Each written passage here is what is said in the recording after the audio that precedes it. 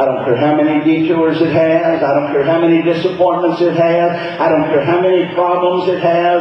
I am not staying in my disappointments. I'm not staying in my problem. I'm not lingering and crying and weeping and wallowing in my pity in any place. I am on a journey. I am on my way home. I am walking every step that I step, realizing that I'm one step closer to glory, that I'm one day closer. I'm living my life every moment of every hour of every day expecting Jesus to split the eastern sky. At the same time, I'm asking to help me to be a good steward and do what I need to do while I'm here. I'm asking Him to not let anybody pass my way that I should talk to, that I don't talk to. I want God to make me a missionary, just like Jesus was a missionary come from heaven. I want to fulfill His mission and carry this gospel by the way I live, by the way I act, by the things that I do, by the words of my mouth, the meditation of my heart. I want it all to be acceptable in His sight. My decision is that He was right. My decision is that there is no other way. My decision is that this faith will get you through.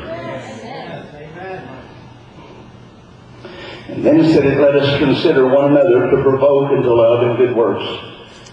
I can't make you do anything, but I can provoke you. If I see you slacking, I can tell you so. If you're laying out of church, I can let you know we care. I can provoke you. I can't make you, I can't get you over it. I can't get you through it. I can't do it for you. But I can sure encourage you. To provoke into love and good works. Next verse. How about that? I hope the other 100 watches YouTube.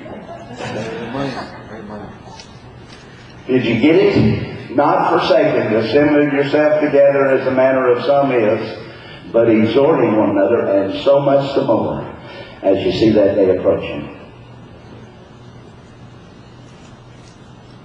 Don't you understand that this is a fleeting privilege? We don't know when we won't be able to do this anymore.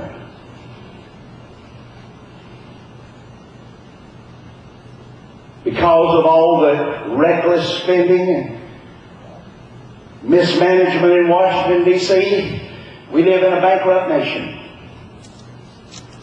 China has broadened its horizon. They're buying other people's debt now as well as ours, because ours is becoming less and less attractive. You know why people loan you money at a bank or a finance company or anywhere else? Because they look at your numbers and they believe you have an ability to repay. When you start talking the trillions we're talking, anybody with 1.5 cents knows that it ain't going to happen. There is no way to pay it all back.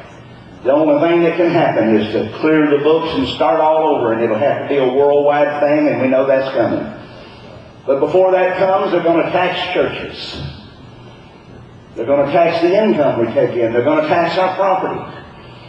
They're going to tighten the screws on us more and more, because we're the sower. We're the thorn in their flesh that keeps them from developing the socialist country that they want to develop. Marxism is gaining ground in this country every day. We now have 35 or 40 different czars, which were not elected by the people, were not okayed by Congress, they didn't follow the Constitution at all. It's an end run around the Constitution, and they've appointed them with authority to decide what corporate officials can make. Now, you can get as bent out of shape as you want to about $1 billion bonus somebody got, but I'm going to tell you that's what makes this country right, is the fact that there's incentive to do things. When everybody gets an equal piece of the pie, all the incentives are gone. Remember the story I told you about the A students and the D students? The professor said, we're not going to give grades no more. Everybody's going to get the same grade. Well, it didn't make the D students better. They quit even trying for a D because same results anyhow. And the A students said, why should I try? Because I ain't going to get anything anyway. So nobody done good. And that's where we're at as a country. The incentive is gone. There's no reason to beat your head against the wall other than you like to eat and live in a house. Keep doing that as long as you need to. But the decision has to be made that I'm not going to base my hope and my confidence on that, but I am going to base it on obedience. And out of obedience, He told me not to forsake the assembling myself together. Moms and dads, if you don't pray at home, your kids think church is a Sunday only thing.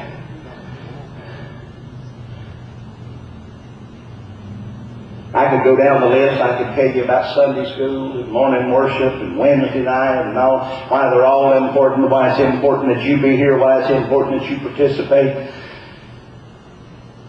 I mean, how many's glad somebody else come tonight besides you? They didn't all come, but I'm glad you're here. Amen. First church I ever pastored, the first Sunday I was there, the first service I ever had, I had over 100 people. But that was a district meeting. Next Sunday was my first official Sunday as in my new church. I had one man in my family. I just preached to him like the house was full. Next week we had 3. Next week 12. About the third or fourth week into it we had 26, and I thought, what a multitude. Who will ever be able to handle this crowd?